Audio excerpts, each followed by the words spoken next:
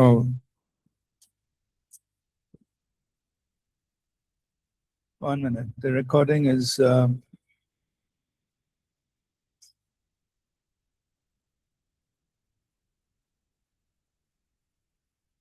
Just started first. That started. Started? It's. Oh,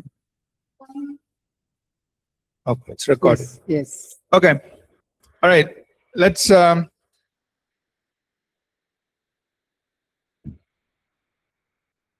All right. Let's get started. Online students, just to remind you, we're not able to hear your audio. So if you have questions, please type in the chat. Online छात्रों से हमारा निवेदन है कि फिर से एक बार बता रहे हैं कि आपका कोई सवाल है तो आप चैट पर लिख कर भेजिए, क्योंकि आपका आवाज ठीक से सुनाई नहीं देने के कारण हम समझ नहीं पा रहे हैं. All right. So we are looking at Daniel chapter 8. हम जो है दानियल 8वां अध्याय को देख रहे थे. In Daniel chapter 8, Daniel has this vision Daniel एक दर्शन देख रहा था of a ram and a goat. एक मेढ़े का और एक बकरे का. The ram is going from east to west जो ये मेढ़ा जो था पूर्व से पश्चिम जा रहा था with 2 horns. 2 सिंगों के साथ. Then a goat comes up from the west and it moves towards the east. और जो बकरा जो है पश्चिम से लेकर पूर्व की ओर जा रहा था. There's a long horn. उसका एक बड़ा सिंग था. So question, what is this ram? What is this goat?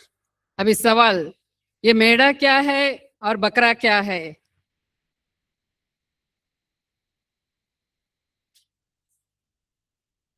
Sorry, ram. Ram represents the kingdoms of the Medes and the Persians. Medes and the Persians. ये जो मेढ़ा जो है मादी फारसी राज्य के बारे में दर्शाता है. And the goat? और बकरा? Greece, kingdom of Greece. यूनानी राज्य के बारे में बता रहा है. How do we know that? हम कैसे जानते हैं? It says right here. यहाँ वचन में बताया गया है. Right? So we don't have to make up something with our minds. हमें अपने दिमाग से कुछ बनाने की जरूरत नहीं है. The scriptures are telling us very clearly what these represent. तो वचन जो हमें बहुत ही स्पष्ट तरीके से बता रही है कि ये किस बात को दर्शा रहा है करके. One more question. और एक सवाल. The goat had a long horn between its eyes. What does that long horn represent? बकरे के दोनों आंखों के बीच में एक बड़ा सा सिंग है, तो वो किसका प्रतिनिधित्व करता है? The first king. पहला Of Raja. what? The kingdom of Greece. यूनानी राज्य का पहला राजा. Okay? Now we studied in history in school. Who was the great first king of Greece?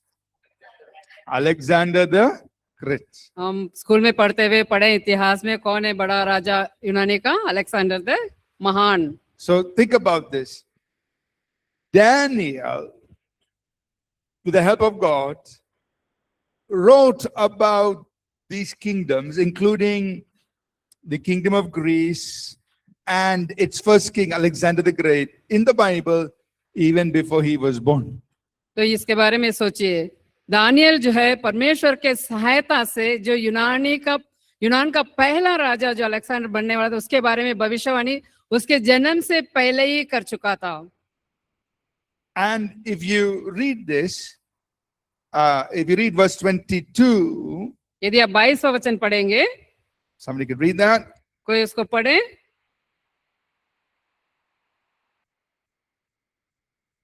वह सिंह जो टूट गया और उसके बदले जो 4 सिंह निकले, इसका अर्थ यह है कि उस जाति से 4 राज्य उदय होंगे, परंतु उनका बल उस पहले का सा न होगा.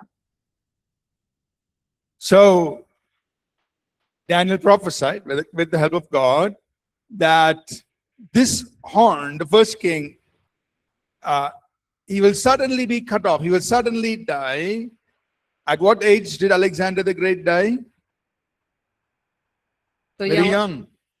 When he was just about 30 some years, he dies. तो यहाँ दानियल जो है परमेश्वर के सहायता से ये बता रहे बड़ा सा सिंह है, वो अचानक जो अलेक्जेंडर महान जो है अचानक अपना जवानी में लगभग 30 साल के उम्र में ही मर जाता है। And he said, in his place, 4 other leaders will rise. और उसके जगह में 4 और नेताएं आ जाते हैं। And that happened exactly the way Daniel prophesied. जैसे दानियल ने भविष्यवाणी किया, ठीक वैसे ही वो पूरा हुआ। Alexander the Great was the first king of Greece. यूनान का सबसे पहला राजा अलेक्जेंडर महान था। He extended his kingdom very quickly all the way till India. उसने अपने राज्य को बड़े जल्दी से भारत तक उसको बढ़ा दिया। He was just about 30 years of age. हमने कहा कि लगभग वो 30 साल का ही था। He died वो very मरा, young. जवानी में मर गया वो। And when he died, 4 of his generals, they divided his kingdom into 4 parts and they took portions of his kingdom. तो ये उसके बाद जो उसके 4 सेनापति जो थे, उसके जो राज्य को बांट लिए और अलग अलग भाग को वे ले लिए। But Daniel wrote about it here in Daniel chapter 8. लेकिन इसके बारे में दानियल जो है, दानियल के 8वें अध्याय में इसके बारे में लिख के रखा है। Hundreds of years before it actually happens. ये असल में होने के 100 साल से पहले ही। Are you understanding? आप समझ रहे हैं? Okay. So let's go to one more very, very interesting prophecy in the book of Daniel. आइए हम और एक भविष्यवाणी दानियल की पुस्तक के बहुत ही रुचिपूर्ण भविष्यवाणी को देखेंगे। Daniel chapter 9, दानियल अध्याय 9 verses 24 to 27. 24 से लेकर 27 तक के वचन। Daniel 9, 24 to 27. दानियल 9वां अध्याय के 24 से लेकर 27 तक के वचन। तेरे लोगों और तेरे पवित्र नगर के लिए 70 सप्ताह ठहराए गए हैं कि उनके अंत तक अपराध का होना बंद हो और पापों का अंत और अधर्म का प्रायश्चित किया जाए और युग युग युग की धार्मिकता प्रकट हो और दर्शन की बात पर और भविष्यवाणी पर छाप दी जाए और परम पवित्र का अभिषेक किया जाए। इसलिए यह जान और समझ ले कि यरूशलेम को फिर बसाने की आज्ञा के निकलने से लेकर अभिषिक्त प्रधान के समय तक 7 सप्ताह बीतेंगे। फिर 62 सप्ताहों के बीतने पर चौक और खाई समेत वह नगर कष्ट के समय में फिर बसाया जाएगा। उन 62 सप्ताहों के बीतने पर अभिषिक्त पुरुष काटा जाएगा और उसके हाथ कुछ न लगेगा और आने वाले प्रधान की प्रजा नगर और पवित्र स्थान को नष्ट तो करेगी, परंतु उस प्रधान का अंत ऐसा होगा जैसे बाढ़ से होता है, तो भी उसके अंत तक लड़ाई होती रहेगी, क्योंकि उसका उजड़ जाना निश्चय ठान लिया गया है। वह प्रधान 1 सप्ताह के लिए बहुतों के संग दृढ़ वाचा बांधेगा, परंतु आधे ही सप्ताह के बीतने पर वह मेल बलि और अन्य बलि को बंद करेगा और कंगूरे पर उजाड़ने वाली घृणित वस्तु दिखाई देगी और निश्चय ही ठानी हुई बात के सप्ताह होने तक परमेश्वर का क्रोध उजाड़ने वाले पर पड़ा रहेगा। आमीन। So here the angel Gabriel is speaking to Daniel. यहाँ जो है, जो दूत स्वर्गदूत जिब्राइल है, वो दानियल से बात कर रहा है। And he's saying, verse 24, I'm speaking to you about 70 weeks. यहाँ बता रहे कि मैं तेरे लिए जो 70 सप्ताहों के बारे में बात कर रहा हूँ। What does it say in Hindi? Does it say weeks or Weeks. weeks? Huh? 70 weeks. 70 सप्ताहों। So what's he talking about? तो किसके बारे में बात कर रहा है? 70 सप्ताहों के बारे में। 70 weeks. 70 हफ्ता। Okay? Sorry? 60 नहीं, सबसे 24वें वचन Verse में, 24. Verse 24. 24वें वचन में पहले ही लिखा है हाँ। 70 सप्ताह। So we're starting. He's talking about 70 weeks. हम जो है 70 सप्ताहों के बारे में बात कर रहे हैं। Now, in 1 year, how many weeks are there? एक साल में कितना सप्ताह होते हैं? About 52 weeks. लगभग 52, 52। Yeah. So, we will think, oh, this is just about 1 year and a few months. ये जो है ऐसा लगता है कि मतलब एक साल और कुछ महीने। Right? He's talking about 72 weeks. If we take it as literal weeks. यदि इसे शाब्दिक रूप में सप्ताह में लेंगे तो ये 72 साल हफ्ते आते हैं। But in the Bible, लेकिन बाइबल में the term weeks is used to represent a period of 7 years. Bible में जो है सप्ताह का जो शब्द जो है उसको दर्शाने के लिए 7 साल को दर्शाने के लिए लिखा जाता है। So 1 week represents 7 years. एक सप्ताह 7 साल को दर्शाता है। Example, you keep your hand in Daniel chapter 9 आप अपने हाथ को दानियल के 9वें अध्याय में रखें and let's go to Genesis 29. और उत्पत्ति 29वें अध्याय में जाए। उत्पत्ति अध्याय 29।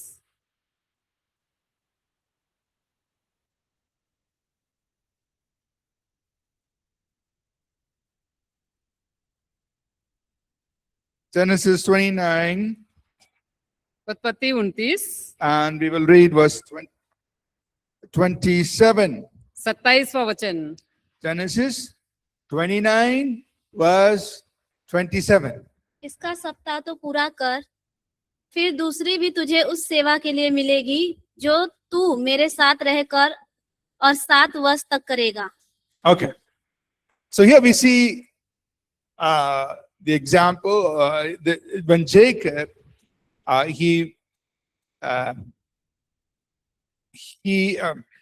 Laban gave Leah to be married to Jacob. यहाँ हम देखते हैं कि लाबान जो है याकूब को लिया को विवाह करके दिया, But Jacob wanted to marry Rachel. लेकिन याकूब जो है राहेल से शादी करना चाह रहा था। So here Laban is telling Jacob, you serve 1 week.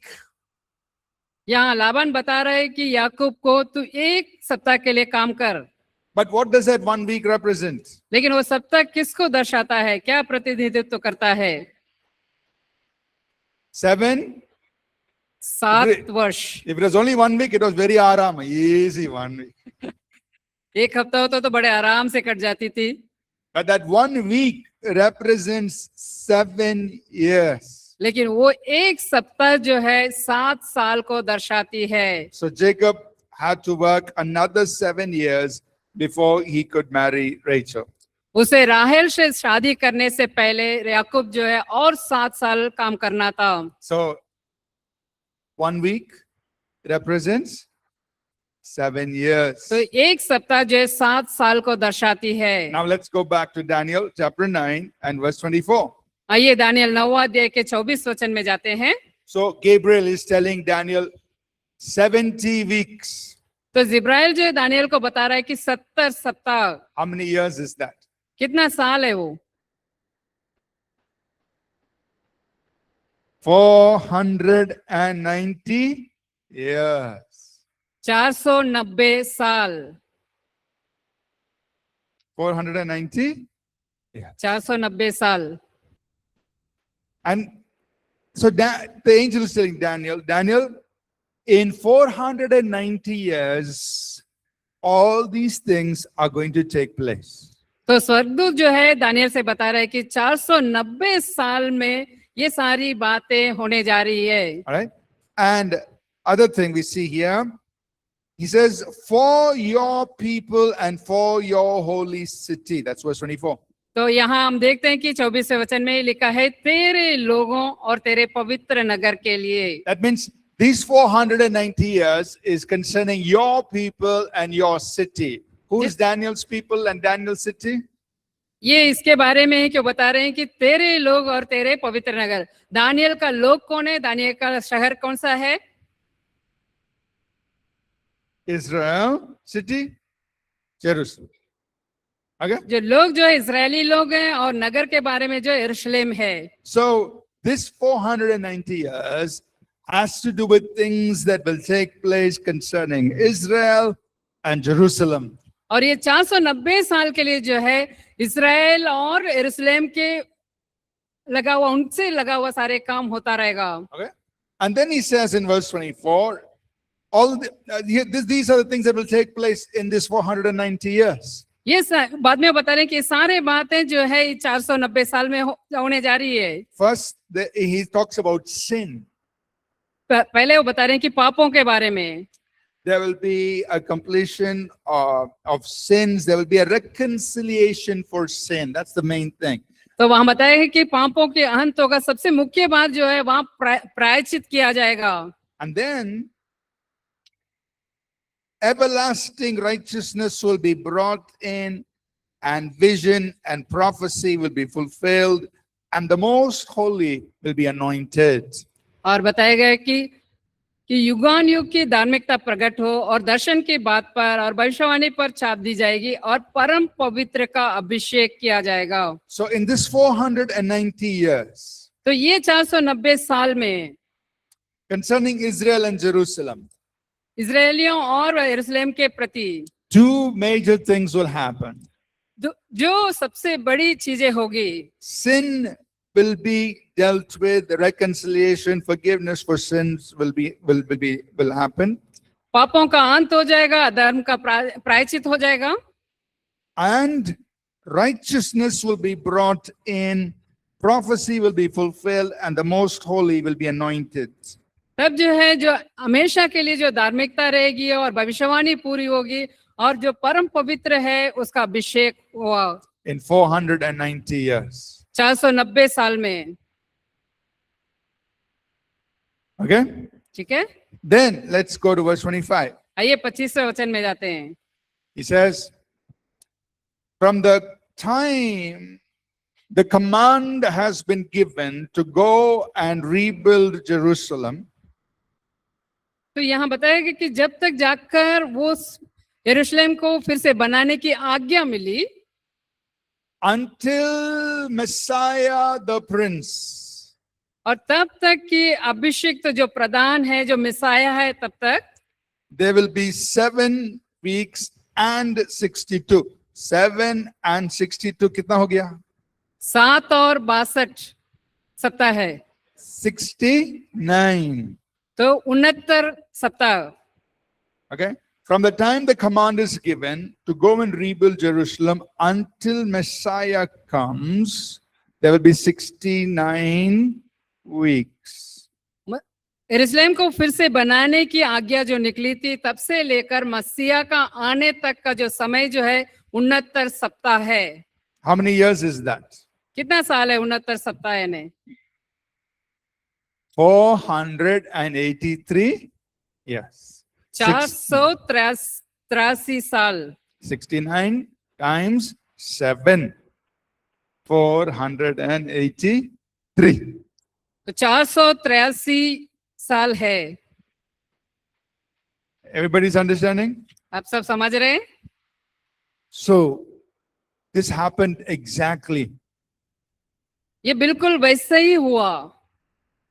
You know, when Gabriel was speaking to Daniel, the Jewish people were in captivity in Babylon. जब जिब्राइल जब बात कर रहा था, यहूदी लोग जो है बाबिलोन में कैद में थे। Then, after some time, the Persian king, he came into power. और उसके बाद जो है पर्सिया का राजा जो है अपना अधिकार में आया, And he gave an order. He said, Jews, you go back and you rebuild your city of Jerusalem. तो तब उसने उस राजा ने आज्ञा दिया कि यहूदी आप लोग अपना जगह पर जाकर अपना नगर यरूशलेम को फिर से बनाओ। And from the time he gave that order, जब वो राजा ने वो आज्ञा दिया, तब से लेकर 483 years later, who came? 483 साल बाद कौन आया? He says here, Messiah the Prince. कौन है? तो यहाँ बताया गया कि मसीहा आएगा करके। कौन है वो मसीहा? कौन है? कौन है? राजाओं का राजा। So, who came? कौन आया? Jesus came. यीशु आए। Right? Exactly as Gabriel told Daniel. जैसे बिल्कुल वैसे ही जिब्राइल ने दानियल को बताया था। After 483 years, Jesus came. 483 वर्ष के बाद यीशु आए। Now, you know, when we reconstruct history, they will say for approximately 500 years. अगर फिर से हम इतिहास को देखा जाए तो बताते हैं कि लगभग 500 साल, But we know exactly 483 years. लेकिन हम बिल्कुल सटीक तरीके से जानते हैं कि वो जो है 483 वर्ष। Amen. आमीन। So that happened. ये हुआ। And Gabriel also says here in verse 26, Messiah will be cut off, then he will, that will be not for himself. That means Jesus will be crucified, but not for himself. He's going to die for all other people. तो 26वें वचन में ये भी बताया गया कि जो अभिषेक पुरुष को काटा जाएगा वो अपने लिए नहीं, लोगों के लिए वो क्रूसित होगा। Right? Now, how many weeks are left? कितना सप्ताह बचा है? 69 is over. 69 सप्ताह तो हो चुका है, 1 week. क्योंकि कुल 70 सप्ताह का था, 69 हो गया, एक बचा है। How many weeks? कितना बचा है? That is 7 years. जिसके मतलब 7 साल। Only 7 years left. केवल 7 साल बचा है। Say, but from the time Jesus came, now it's 2000 years. तो आप कहें कि यीशु मसीह के आने के बाद तो अभी 2 साल हो चुके हैं। What is the meaning? इसका मतलब क्या है? 69 weeks have taken place. 69 सप्ताह जो है हो चुका है। Jesus came and died exactly as Gabriel told Daniel. जैसे जिब्राइल ने दानियल को बताया वैसे यीशु आए और मरे। And then the church was born. उसके बाद कलीसिया की जन्म हुई। So now we are in the church age. अभी हम जो है कलीसिया के युग में है। At the end of the church age, once the church is taken out of the way, जब ये कलीसिया के अंत में जब एक बार कलीसिया उठा ली जाएगी, there will be 7 years left. कलीसिया उठा लिए जाने के बाद जो है 7 साल बची है। And that are the 7 years of tribulation. वो 7 साल जो है महाक्लेश का समय है। We call that Daniel's 70th week. हम उसे जो है दानियल का 70वां सप्ताह कहते हैं, Because that 7 years is still left. क्योंकि वो 7 साल अभी भी बचा है। Correct? सही? So the church age is going on right now. अभी जो है कलीसिया के युग चल रहा है। Daniel's 70th week, those 7 years are left. Daniel का 7वां सप्ताह 7 साल जो है बचा है। And that's what the Bible describes to us as the 7 years of tribulation. उसी चीज को बाइबल हमें दर्शाती है कि 7 साल का महाक्लेश। At the end of those 7 years, उस 7 साल के महाक्लेश के 7 साल के अंत में the Bible tells us Jesus Christ will come back. He will establish his throne on the earth and he will establish righteousness on the earth. तो बाइबल हमें बताती है कि उस 7 साल के महाक्लेश के बाद यीशु मसीह आएंगे और अपना राज्य को स्थापित करेंगे, उस धार्मिकता को स्थापित करेंगे। Are you understanding? आप समझ रहे हैं? So what's baki is Daniel's 70th week. अभी जो बचा जो है दानियल का 70वां सप्ताह, Those last 7 years उस are आखिरी waiting to 7 be साल fulfilled. वो इंतजार कर रहा है पूरा होने के लिए। You understand? आप समझ रहे हैं? Yeah. So, and we can look at this from many other scriptures, but this is really amazing. तो हम इसे जो है और अलग अलग वचनों में देख सकते हैं। So, we have looked at just some of these Bible prophecies. हमने बाइबल के कुछ भविष्यवाणियों के बारे में देखे। And I've explained this in detail in the book. मैंने इस किताब में जो है इसे बहुत ही विवरण के साथ समझाया है। Okay. So now what we'll do is we'll just take time for question answers. अभी हम जो है सवाल और जवाब के लिए समय देंगे। Okay. From now till the end is time for question answers. अभी से लेकर अंत तक जो है सवाल का और जवाब का समय है। Anything that you want to ask on this subject, इस विषय पर जो कुछ भी आप पूछना चाहते हैं, you're welcome to ask, आपका स्वागत है पूछने के लिए। and we will, try to answer those questions. हम उस सवालों का जवाब देने की कोशिश करेंगे। The most important thing I want us to understand is that when we study the Bible and we interpret Scripture, there are correct ways to do it. सबसे महत्वपूर्ण बात जो है, हम बाइबल को जब पढ़ते हैं, उसका व्याख्या करते हैं, तो उसका एक सही तरीका होता है उसे व्याख्या करने की। And if we misinterpret Scripture, we might misapply it and we can get into some problems. यदि हम वचन का गलत व्याख्या कर देंगे तो हम जो है उसका गलत इस्तेमाल भी करेंगे, अपने ऊपर लागू करेंगे, तो वो जो है हमें समस्या में डाल देगी। So we must be very careful तो हमें जो है बहुत ही सावधान होने की जरूरत है in how we interpret Scripture so that we can apply it correctly, and also when we teach it to people, they should apply it correctly. हम जब वचन की व्याख्या करते हैं तो सही होने की जरूरत है, उसे हमारे अंदर लागू करने के लिए या दूसरों को शिक्षा देने के लिए। All right? Okay. Please make use of the mics. I think we have one mic this side. Is that okay? We have a mic this side. We also have a mic this side. Please pass the mic around. You're most welcome to ask questions. We'll do our best to answer. तो आप दोनों तरफ mic है, mic का इस्तेमाल करें और अपना सवाल को पूछें, हम कोशिश करेंगे आपका जवाब देने के लिए। All right. Online students, you're most welcome to type your question in the chat, and we will do our best to answer. Online के माध्यम से जुड़े आपसे हमारे छात्रों से भी हम कह रहे हैं कि आपका सवालों को आप चैट पर टाइप करके भेजें। All right. Okay. Go ahead. Sir, वो जो 5 कुमारी के बारे में आपने बताया, तो उसके बारे में एक सवाल है। और जैसा कि परमेश्वर ने एक दृष्टांत देके उसको समझाया कि स्वर्ग राज्य के लिए, तो 5 कुमारी वो हाथों में मसाले लिए हुए थे, राइट? तो जब दूल्हा आता है तो और जो 5 कुमारी थी, उनके जो मसाले के जो तेल था वो खत्म हो गया, जिसके कारण वो तेल लेने की जाती है और तब तक दरवाजा बंद हो जाता है। तो सर, मेरा एक क्वेश्चन है, तो वो तेल क्या रिप्रेजेंट कर रहा है और वो मसाले क्या रिप्रेजेंट कर रहा है यहाँ पे? क्योंकि अगर वो तेल और वो मसाले अगर उसके पास नहीं होते तो क्या वह प्रवेश नहीं कर पाते? तो प्रवेश कर जाना चाहिए था।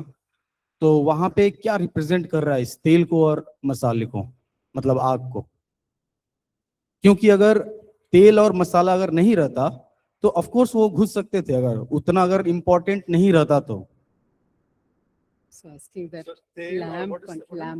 Lamp and oil. Yes. So, in those days, they did not have electricity, उस समय उनके पास बिजली नहीं थी, right? So they didn't put switch and bulb. वो जाकर ऐसे ही स्विच नहीं लगा सकते, चालू हो जाएगी। So they had to carry their own lamps उनको अपना दिया लेकर चलना था, for their lighting, उनको दिखने के लिए सामने, right? उजाले के लिए। So it's just a very practical thing. That's what they had to do because they didn't have electricity and lights and bulbs, ये बहुत ही व्यवहारिक चीज है, उन्हें वो करना था क्योंकि उस समय उनके पास बिजली तो नहीं थी। right? And that's all Jesus is telling us, that they were waiting for the bridegroom, so they had to have their lights. तो वो जो है Lamps. बाइबल में बताती है कि वो कुंवारियां जो यीशु मसीह के लिए इंतजार कर रहे हैं, उनके पास वो ज्योति थी। Right? And some of them, their oil went off, and so they had to go get the oil. उनमें से कुछ का तेल खत्म हो गई थी, वो उन्हें खरीदने के लिए जाना पड़ा। So we leave it at that, तो वहां वहीं पे छोड़ते हैं, because Jesus did not, like we said, Jesus did not interpret any element in that parable, in that story. जैसे हमने कहा था, उस दृष्टांत में जितनी भी चीजें हैं उनके बारे में यीशु मसीह ने नहीं कहा कि ये किसको दर्शाती है करके। So he didn't, we shouldn't. तो यीशु मसीह ने जब उसको दर्शाया नहीं, तो हमें भी उसको दर्शाने की जरूरत नहीं है, नहीं करना है। The point he told us was, I want you to be ready. तो वो जो विषय हमें बताए, वो बताएं कि मैं चाहता हूं कि आप तैयार रहें। Because if we start assigning or try to assign meaning where he did not, like we said, we will go wrong. जैसे जबकि यीशु मसीह ने उन चीजों के बारे में जब बताया नहीं, उसमें हम अपना अर्थ डालते हैं, तो जैसे मैंने कहा था, उसमें हम गलत हो जाएंगे। One person will say oil is this and the lamp is that. Another person will say oil is this, lamp is that. Another person will say the market is the church. You have to go to the church. All these things people will make up. तो इसके करने के कारण क्या होगा, एक जन जो है उसी चीज को कुछ बताएंगे, ये है, दूसरा व्यक्ति बोलेगा कुछ और है, तीसरा व्यक्ति और कुछ बोलेगा, तो इस प्रकार से वो बोलते जाएंगे। Right? And we also said, in other parables, Jesus clearly stated the meanings of the elements he used. हमने ये भी बताया था कि दूसरे दृष्टांत में यीशु मसीह जो है उन चीजों का जो भी वहां इस्तेमाल हुई है उसके लिए सही वहां पर अर्थ बताए हैं। Right? So for instance, he said the seed is the word of God. The birds, they represent Satan. The उदाहरण rocks represent hardship and persecution.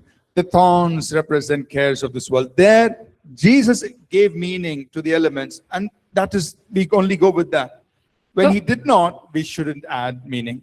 जब हम देखते हैं कि बोने वाले केस में भी यीशु मसीह खुद बताएं कि बीज जो है वचन है, और पक्षी शैतान है, कांटे जो है क्लेश है, और पत्थर जो है हमारे संसार की चिंताएं, सारी बातों को यीशु मसीह खुद वहां बता कर दिए। अगर यीशु मसीह नहीं दिए तो हमें उसमें जोड़ने की जरूरत नहीं है। That's it, yeah. Question? Sir मेरा क्वेश्चन है प्रोफेसी के बारे में। जैसे कि पब्लिक मीटिंग्स होती है और ऐसे भी पर्सनल प्रेयर होता है और घर में भी प्रेयर होता है, तो बहुत सारे लोग क्या करते हैं, प्रोफेसी करते हैं कि आपका ऐसा होने वाला है, आपका फाइनेंशियल कंडीशन ऐसा हो जाएगा, आपका घर होगा, आपका जॉब होगा, या बहुत सारे प्रोफेसी करते हैं, तो उसको हम कैसे लेना है? Okay. All right. So there is a difference between Bible prophecy versus personal prophecy. और यहाँ दोनों में फर्क है, बाइबल का भविष्यवाणी और व्यक्तिगत भविष्यवाणी। Right? So this is the prophetic scripture which is written for us. ये जो है भविष्यवक्ताओं के द्वारा लिखी गई बाइबल है। Right? But we also know that today the Holy Spirit moves through us through various gifts, and one of them is the gift of prophecy. हम ये भी जानते हैं पवित्र आत्मा जो हमारे अंदर कार्य करते हैं कई सारे वरदानों के द्वारा, उन वरदानों में से एक है भविष्यवाणी की वरदान। Right? So both are correct. This is the prophetic scripture. We study, we live by it, and we also are open to personal prophecy, or the prophecy that comes to or the words that come to the gift of prophecy. तो ये जो है भविष्यवाणी का वचन है, इस पे ये भी है, और साथ ही साथ भविष्यवाणी के जो वरदान के द्वारा जो भविष्यवाणी आती है वो भी है। Right? So we are not talking about personal prophecy in this course. You will have another course called on the Holy Spirit, where we will explain in detail the gifts of the Spirit, and we will talk about the gift of prophecy.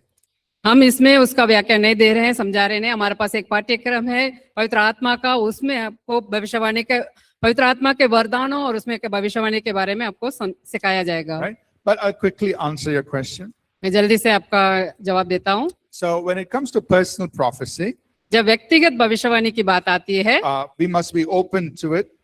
हमें उसके लिए खुले रहने की जरूरत है। But all personal prophecy must be tested. लेकिन हर एक व्यक्तिगत भविष्यवाणी जो है उसकी परीक्षण होने की जरूरत है। So we can look at 1 Thessalonians chapter 5 verses 19 to 22 or 19 and 21. हम पहले थिस्सलुनीकियों 5:19 से लेकर 21 तक के वचन में देखेंगे। 1 Thessalonians 5, 19 to 21. पहला थिस्सलुनीकियों 5वां अध्याय 19 से लेकर 21 तक के वचन। Paul says here, don't quench the spirit, don't despise prophecies, test everything, hold fast to what is good. तो पौलुस बता रहा है कि आत्मा को ना बुझाओ, भविष्यवाणियों को तुच्छ ना जानो, सब बातों को परखो। Right?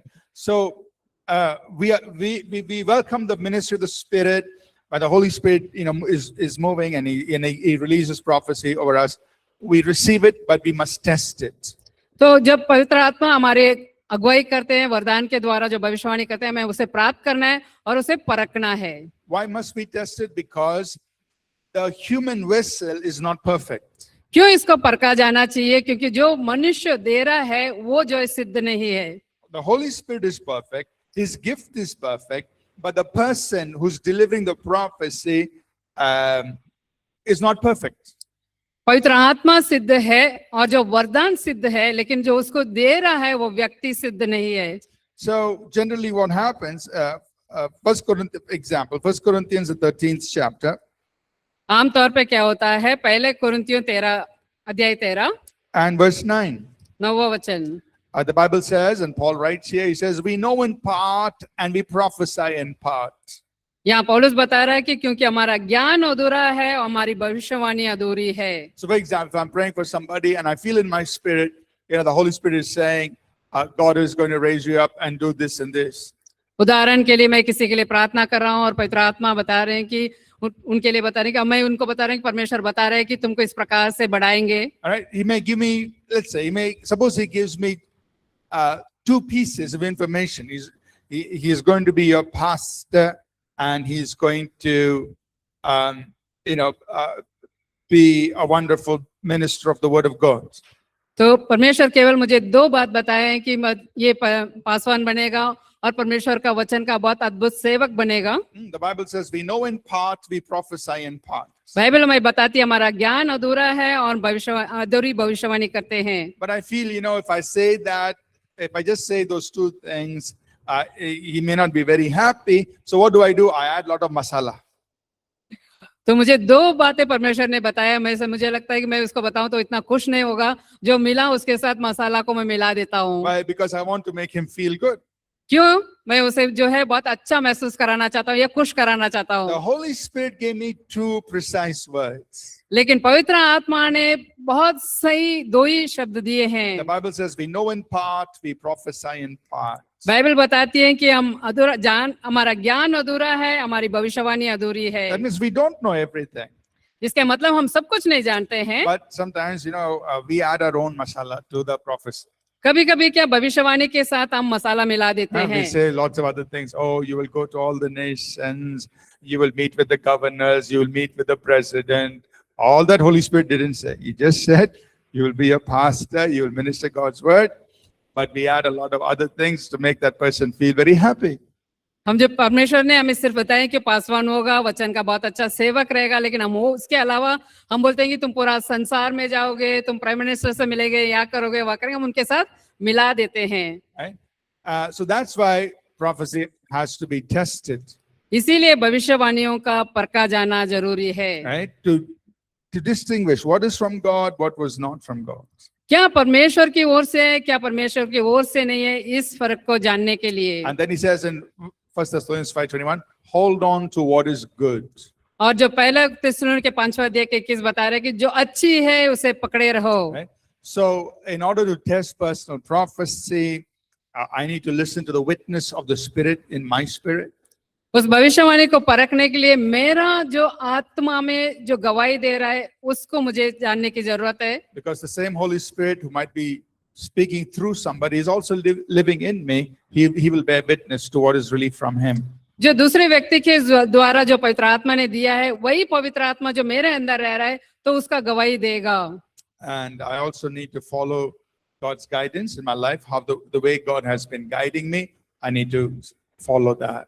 और मुझे परमेश्वर के अगुवाई का भी पालन करना है, जिस प्रकार से परमेश्वर मेरा अगुवाई कर रहा है उसके मुझे अनुसरण करना है। So just because somebody prophesies over us, we shouldn't just take the whole thing.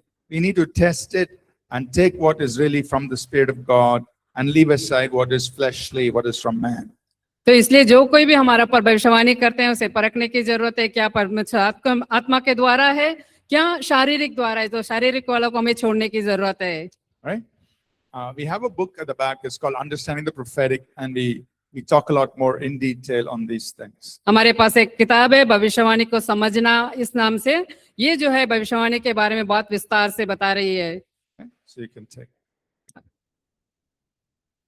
Okay, pass the mic at the back, please.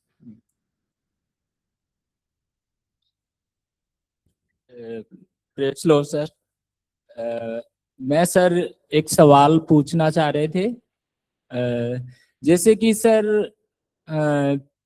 एक नया व्यक्ति है, अभी विश्वास किया हुआ है और उसको जैसे हम लोग बपतिस्मा के लिए तैयार कर रहे हैं और 1 साल हो गया, 2 साल हो गया, 3 साल हो गया, उसमें से लिस्ट है तो उसमें से कुछ मतलब बपतिस्मा नहीं हो पाया और वो बीच में ही मतलब एक्सपायर हो गया है ना सर, क्लेश महाक्लेश या जो भी मतलब घटना घट गया, और उसके बाद में वो फैमिली मतलब बैक साइड हो गए। तो हम सर उनके लिए क्या सर प्रेयर करते रहें, मतलब फिर से विश्वास में आने के लिए, मतलब उनको मतलब वो चीज मतलब उनके साथ संगत करते रहें, उनके लिए प्रार्थना करते रहें, या मतलब देखो उनको ढाढ़स तसल्ली देते रहें। तो So saying, there was a Saint- believer, new they're believer. preparing him for water baptism, yes yes He and died. he He dies, died. His family backslided. and then his family backslide. So So what the should we question do? is, What should we do? with the family. How can we counsel them? Yeah. Yeah. So one thing we must keep in mind is that we are not God's defender. God is our defender. एक बात हमें समझने की जरूरत है, हम परमेश्वर का बचाने वाले नहीं, परमेश्वर हमारा बचाने वाला है। Right? So God is more than able to prove himself in spite of what has happened. और परमेश्वर इतना समर्थ है, जो कुछ भी हो रहा है उसके बावजूद वो अपने आप को साबित कर सकते हैं। Right?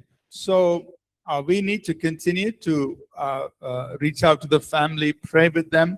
We don't have to give them all the answers because we don't know all the answers. हम जो है लगातार उस परिवार के साथ संगति रखकर उन्हें तसल्ली दे सकते हैं, लेकिन हमें उनको सारे सवालों का जवाब देने की जरूरत नहीं, क्योंकि हमें उसका जवाब पता नहीं है। Right? So our goal is just keep loving them, keep sharing Jesus with them, keep encouraging them, and let God work in their hearts. हमारा लक्ष्य है कि हम लगातार उनसे प्रेम करें, उनके साथ संगति रखें, उनको बढ़ाएं, परमेश्वर उनके अंदर कार्य करें। Right? So we'll leave that to the Lord. हम उसको परमेश्वर के हाथ में दे देंगे। Any other questions? कोई और सवाल? Okay, 1, 2. Yes, go ahead. प्रभु यीशु मसीह ने कहा तैयार होने के लिए, एक सेकंड मतलब कि यीशु मसीह के आगमन के लिए, तो उस तैयारी के लिए हमें क्या करना है? हमें कैसे पता चलेगा कि हम तैयार हैं? God said, be ready. Ah. How can know we are ready? We are prepared. Are we Or already for the ready? coming of the Lord, Yes. for the return of Jesus. You know,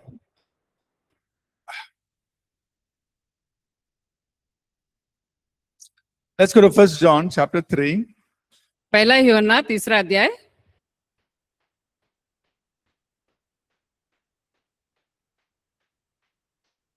First John. पहला यूहन्ना अध्याय 3, We'll read verses 1, 2, and 3. पहला, दूसरा और तीसरा वचन पढ़ेंगे। And we will also read verses 19 and 20.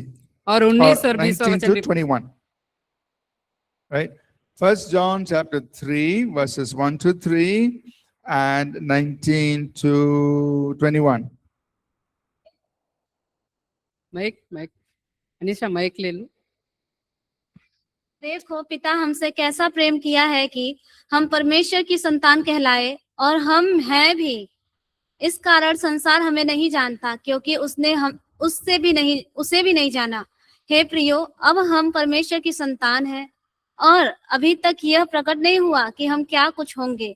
इतना जानते हैं कि जब वह प्रकट होगा तो हम उसके समान होंगे, और क्योंकि उसको वैसा ही देखेंगे जैसा वह है। और जो कोई उस पर यह आशा रखता है वह अपने आप को वैसा ही पवित्र करता है जैसा वह पवित्र है। 19 से लेकर 21। इसी से हम जानेंगे कि हम सत्य के हैं, और जिस बात में हमारा मन हमें दोष देगा उसके विषय में हम उसके सामने अपने मन को ढाढ़स दे सकेंगे, क्योंकि परमेश्वर हमारे मन से बड़ा है और सब कुछ जानता है। हे प्रियो, यदि हमारा मन हमें दोष न दे तो हमें परमेश्वर के सामने हिया होता है। All right? Sorry, go ahead. और जो कुछ हम मांगते हैं वह हमें उससे मिलता है, क्योंकि हम उसकी आज्ञाओं को मानते हैं, और जो उसे भाता है वही करते हैं। Right? Let's also read chapter 4, verses 17 and 18. चौथा अध्याय का 17 और 18 वचन भी पढ़े। इसी से प्रेम हमें सिद्ध हुआ कि हमें न्याय के दिन हिया हो, क्योंकि जैसा वह है वैसे ही संसार में हम भी हैं। प्रेम से भय नहीं होता, वरन सिद्ध प्रेम भय को दूर कर देता है, क्योंकि भय का संबंध दंड से होता है, और जो भय करता है वह प्रेम में सिद्ध नहीं हुआ। आमीन। Okay. So we've read 3 different portions of scripture. हम वचन के अलग अलग 3 अलग अलग भाग पढ़े हैं। Okay. So you look at these very carefully. इसे बहुत ध्यान से देखें। In 1 John 3 verses 1, 2 and 3, it's telling us that we purify ourselves. तो पहले यूहन्ना के 3 अध्याय के 1 से लेकर 3 तक के वचन हमें बता रहा है कि हम अपने आप को पवित्र करें। Then in chapter 3 verses 19 to 21, और 19 से 21 तक के वचन में it says, if our heart is not condemning us, then we have confidence towards God.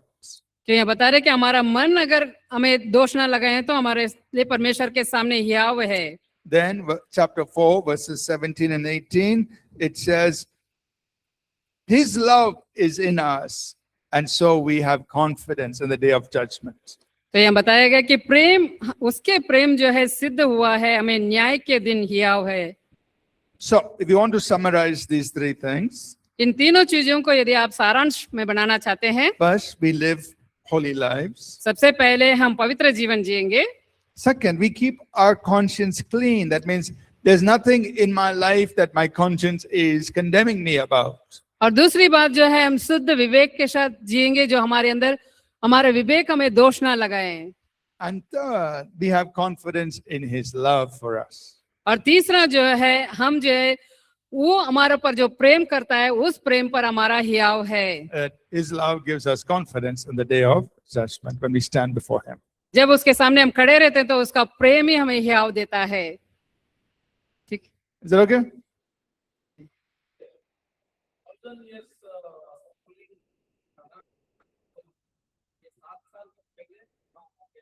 Yeah. So first there will be the 7 years of tribulation, पहले जो 7 साल का महाक्लेश होगा, and then we will have the 1,000-year reign of Jesus. और उसके बाद जो है यीशु मसीह का 1000 साल का शासन होगा। You learn about it in the course on the end times. तो अंतिम समय का जो पाठ्यक्रम है उसमें इसको हम सीखेंगे।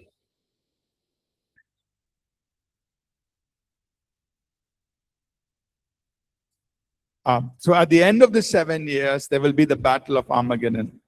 7 साल के अंत में जो है अरमगदन का जो युद्ध है होगा, Before the beginning of the 1,000-year reign of Christ. 1000 साल के जो राज्य यीशु मसीह के, उसके शुरू होने से पहले। Okay? So we'll have a break now. Over the break time, everybody must think of one question. अभी हमारे पास ब्रेक है। ब्रेक के समय में हमारे को एक सवाल के बारे में सोचना है। And please, after break, we will take some more questions. Break के बाद और कुछ सवाल को हम लेंगे। All right. So there's a question on the chat. We will do it right after the break. Chat में एक सवाल है, हम ब्रेक के बाद इसको लेंगे। All right. Thank you. धन्यवाद।